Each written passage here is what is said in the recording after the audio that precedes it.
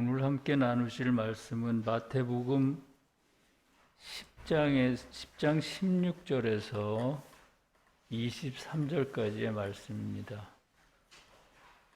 설교의 제목은 뱀같이 지혜롭고 비둘기같이 순결하라는 것입니다. 말씀을 읽겠습니다. 보라, 내가 너희를 보냄이 양을 이리 가운데로 보냄과 같도다. 그러므로 너희는 뱀같이 지혜롭고 비둘기같이 순결하라. 사람들을 삼가라. 그들이 너희를 공회에 넘겨주겠고 그들의 회당에서 채찍질하리라. 또 너희가 나로 말미암아 총독들과 임금들 앞에 끌려가리니 이는 그들과 이방인들에게 증거가 되려 하심이라. 너희를 넘겨줄 때에 어떻게 또는 무엇을 말할까 염려하지 말라. 그때 너희에게 할 말을 주시리니 말하는 이는 너희가 아니라 너희 속에서 말씀하시는 이 곧 너희 아버지의 성령이시니라. 장차 형제가 형제를, 아버지가 자식을 죽는 데에 내주며 자식들이 부모를 대적하여 죽게 하리라. 또 너희가 내 이름으로 말미암아 모든 사람에게 미움을 받을 것이나 끝까지 견디는 자는 구원을 얻으리라. 이 동네에서 너희를 박해하거든 저 동네로 피하라. 내가 진실로 너희에게 이르노니 이스라엘의 모든 동네를 다 다니지 못하여서 인자가 오리라. 세교의 가르침 천국의 비밀 6398의 2항에 있는 말씀을 소개해 드리겠습니다. 사람이 감각적인 것 안에 있을 때는 내적인 것에서 멀어지며 그때 그는 진리 안에 있으나 아직 선 안에 있지 않은 사람과 같고 감각적인 것으로부터 말하는 사람과 같습니다. 그때 뱀과 같다는 것은 추론에 능하다는 뜻입니다.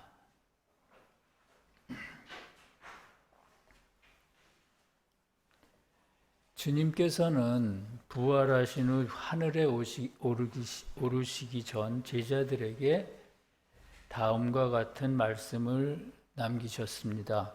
그리스도가 고난을 받고 제3일에 죽은 자 가운데서 살아날 것과 또 그의 이름으로 죄사함을 받게 하는 회개가 예루살렘에서 시작하여 모든 족속에게 전파될 것이 성경에 기록되었으니 너희는 이 모든 일의 증인이 되라. 이런 말씀을 남기셨습니다. 말씀에서 주님의 제자는 주님을 따르던 12 제자뿐만 아니라 말씀의 내적 진리를 바탕으로 이 시대에 주님께서 세우신 세교회의 사람들을 뜻하기도 합니다. 그러므로 세교회인들은 주님이 신성한 인간으로 부활하셨다는 것과 주님의 이름, 즉 주님에 대한 믿음과 사랑으로 온 인류가 구원받을 수 있음을 알리는 증인인 것입니다. 그런가 하면 오늘 본문에서는 또 제자들에게 이렇게 말씀하십니다. 내가 너희를 보냄이 양을 이리 가운데로 보냄과 같도다. 그러므로 너희는 뱀같이 지혜롭고 비둘기같이 순결하라. 이렇게 말씀하십니다. 이 말씀에서는 제자들을 향한 주님의 염려가 느껴집니다. 주님께서 제자들을 걱정하시는 이유가 뭘까요? 마지막 때에는 세상이 너무 혼탁하고 그래서 혼탁하기 때문에 세교회인들에게 시험이 많기 때문입니다. 양을 이리에게 보낸다고 하셨는데 말씀에서 양은 인애의 선을 뜻합니다. 그리고 이리는 참된 진리 안에 있는 사람을 속여 잘못된 길로 이끄는 거짓 진리를 뜻합니다. 주님은 당신의 착한 제자들이 행여 이리와 같은 거짓 진리에 넘어가지 않을까 걱정하고 계시는 것입니다. 제자들이 이리에게 속지 않고 참된 신앙을 지키려면 어떻게 해야 할까요? 주님은 뱀같이 지혜롭고 비둘기같이 순결하라고 말씀하십니다. 뱀은 본래 인간의 감각에 의존한 추론을 뜻합니다. 그래서 천국의 비밀 6398의 2항은 뱀은 감각적이며 추론에 능한 사람이라고 말합니다. 그러니까 모든 것을 겉만 보고 판단하거나 예단하는 사람들이 뱀과 같은 사람들인 겁니다. 그러나 오늘 본문에서 뱀은 주님이 주시는 신중함을 뜻합니다. 그리고 비둘기는 순진함을 뜻합니다. 뱀이 주님으로부터 오는 신중함이라면 여기서 비둘기는 순진무구함을 뜻한다는 것입니다. 따라서 뱀같이 지혜롭고 비둘기같이 순결한 것은 주님의 제자들은 항상 지혜롭고 신중하게 처신하되 그의 모든 지혜를 자신의 것으로 돌리지 않고 주님의 것으로 돌리는 것을 의미합니다. 주님이 주신 지혜를 마치 자신의 지혜인 것처럼 생각하는 사람들이 있습니다. 그것은 진정으로 지혜로운 사람이 아닙니다. 그런 사람들은 오래지 않아 진리가 그에게서 끊어지고 결국 세상의 이리들에게 현혹되고 말 것입니다. 그래서 주님은 말세에 당신의 제자들은 뱀처럼 지혜롭고 비둘기같이 순결해야 한다고 말씀하셨습니다. 주님은 또 17절과 18절에서 사람들을 삼가라. 그들이 너희를 공회에 넘겨주겠고 그들의 회당에서 채찍질하리라. 또 나로 말미암아 총독들과 임금들 앞에 끌려가리니 이는 그들과 이방인들에게 증거가 되게 하려 함이라. 이렇게 말씀하셨습니다. 공회와 임금은 본래 교리의 진리를 뜻하지만 여기서는 참된 교회의 교리를 반대하거나 회방하는 거짓된 교리를 뜻합니다. 공회가 교리를 뜻하는 이유는 유대인들에게 공회나 회당은 교리를 가르치거나 교리의 진위를 가리는 곳이었기 때문입니다. 따라서 주님의 제자들을 공회나 임금에게 끌고 가 채찍질하는 것은 거짓된 교리 안에 있는 자들이 참된 교리를 이단으로 규정하고 매도하는 것을 뜻합니다. 주님 당시 유대의 제사장과 서기관들도 그렇게 주님을 채찍질했습니다. 교회의 마지막 때 그런 일들이 일어나는 것은 그렇게 해서 거짓 진리가 스스로 실체를 드러내도록 하기 위한 섭리입니다. 또한 그렇게 해서 참된 교회의 진리의 존재를 만천하에 알리기 위한 것입니다.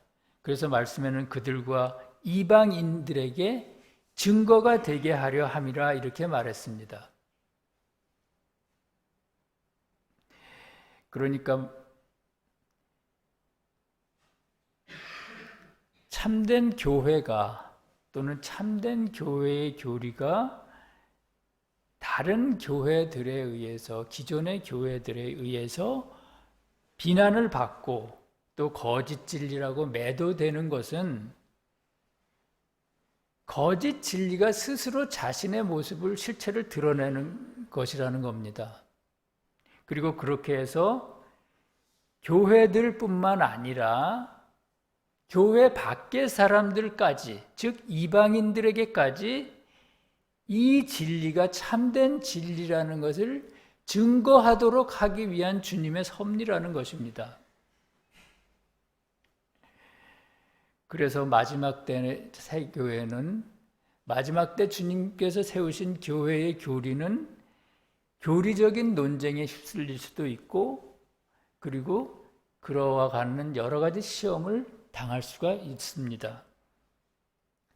앞절에서의 말씀이 주님의 제자들이 겪을 교리의 다툼과 시험에 관한 말씀이라면 다음의 19절과 20절에서의 말씀은 그때 제자들이 어떤 마음가짐으로 시험의 기간들을 견뎌내야 하는가 하는 것에 관한 말씀입니다.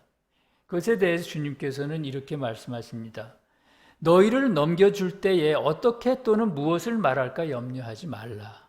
그때 너희에게 할 말을 주시리니 말하는 이는 너희가 아니라 너희 속에서 말씀하시는 곧 말씀하시는 이 곧 너희 아버지의 성령이니라 이렇게 말씀을 하십니다. 앞에서 말씀드린 것처럼 주님의 제자들이 공회에 끌려가는 것은 새 교회와 기존의 교회들 사이에 생기는 교리적인 다툼을 의미합니다. 그러한 일이 일어날 때 우리는 교묘한 논리로 우리를 공격하는 기존의 교회들로부터 어떻게 하면 이 교회의 교리를 잘 지켜낼 수 있을까 하는 두려움을 느낍니다. 그러나 주님께서는 무엇을 말할까 염려하지 말라고 하시고요. 성령이 너에게 할 말을 주실 것이다. 이렇게 우리를 다독거리시고 또한 위로를 하십니다. 인간의 기억력이나 지성에만 의존한다면 우리는 수많은 교리적 논쟁에서 이길 수가 없습니다. 주님께 지혜를 구해야 합니다. 그렇게 할 때 주님께서 각각의 상황에 맞는 말씀을 주셔서 어떠한 교리적인 논쟁에서도 능히 이길 수 있게 하시고 세교회의 참된 교리를 잘못된 교리 또는 내부의 잘못된 사람들의 도전으로부터 지켜주실 수가 있는 것입니다. 이와 같이 세교회의 시험은 외부에서만 오는 것이 아니고요. 내부에서 오는 것도 있습니다. 그것에 대해 21절에서는 이렇게 말합니다. 장차 형제가 형제를, 아버지가 자식을 죽는 데에 내주며 자식들이 부모를 대적하여 죽게 하리라.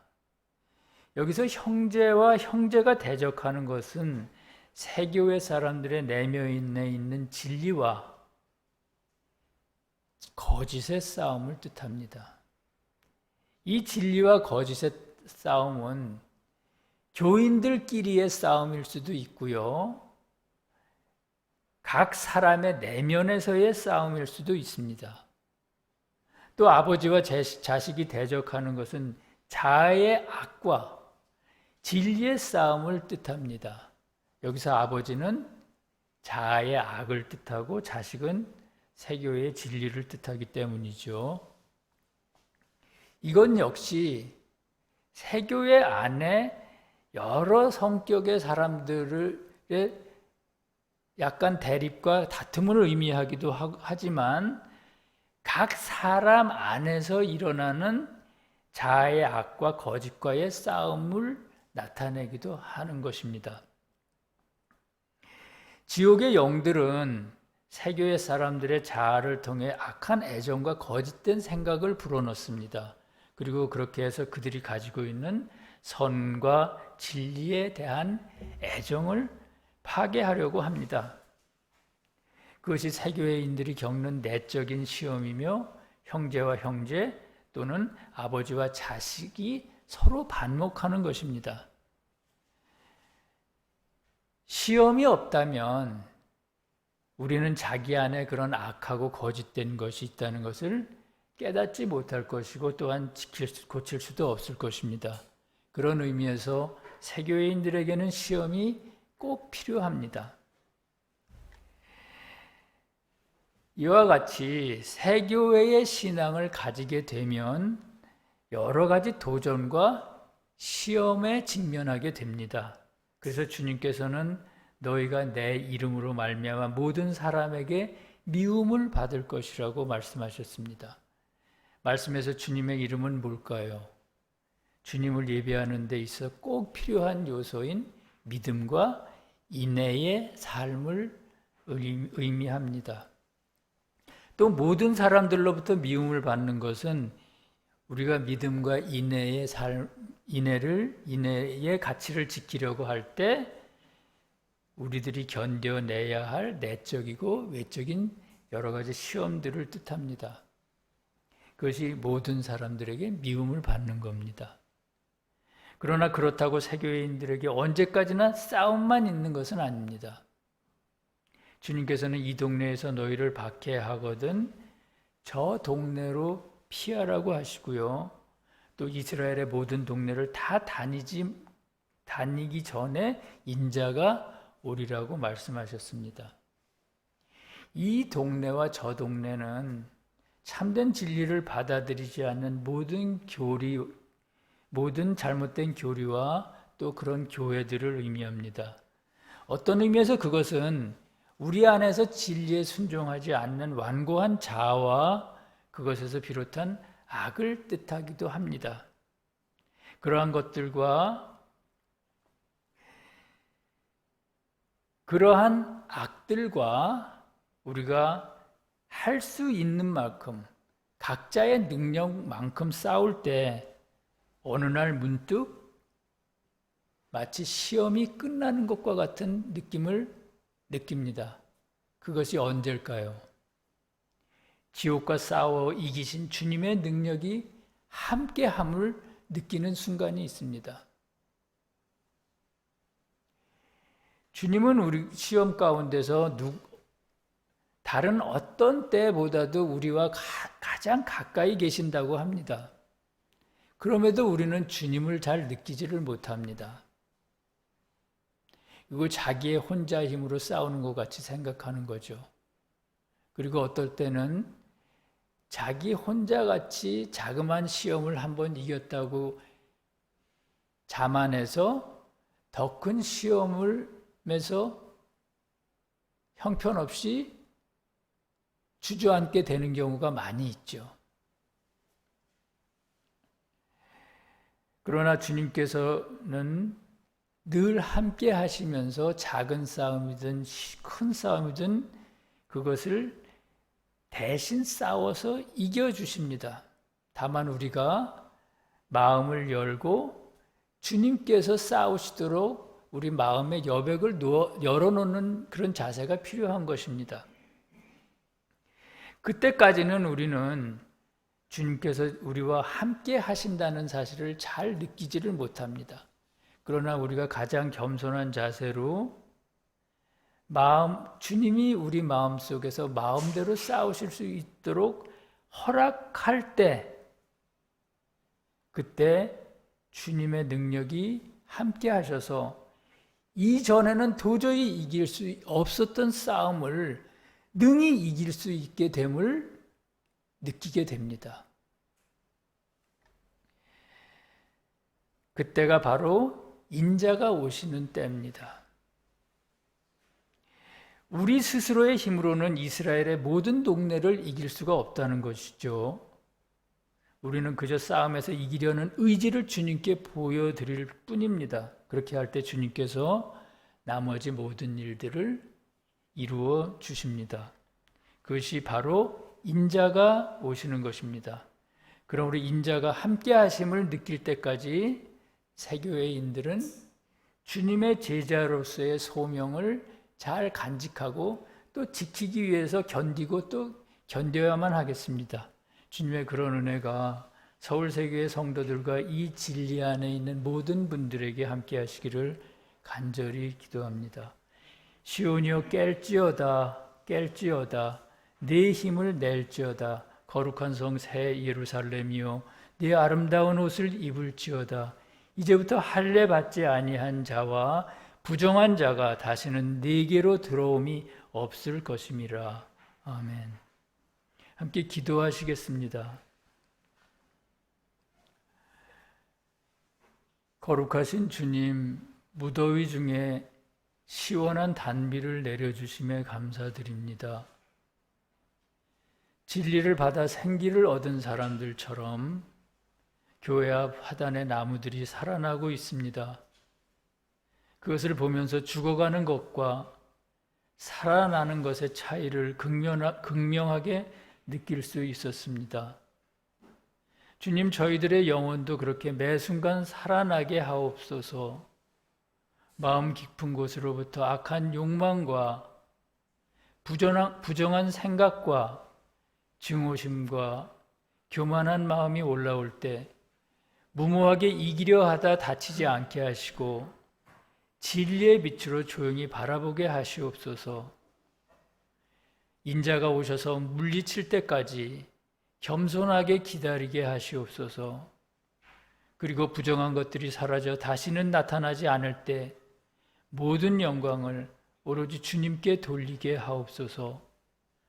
주님, 마지막 때는 주님의 제자들을 유혹하는 이리와 같은 자들이 많다고 하셨습니다.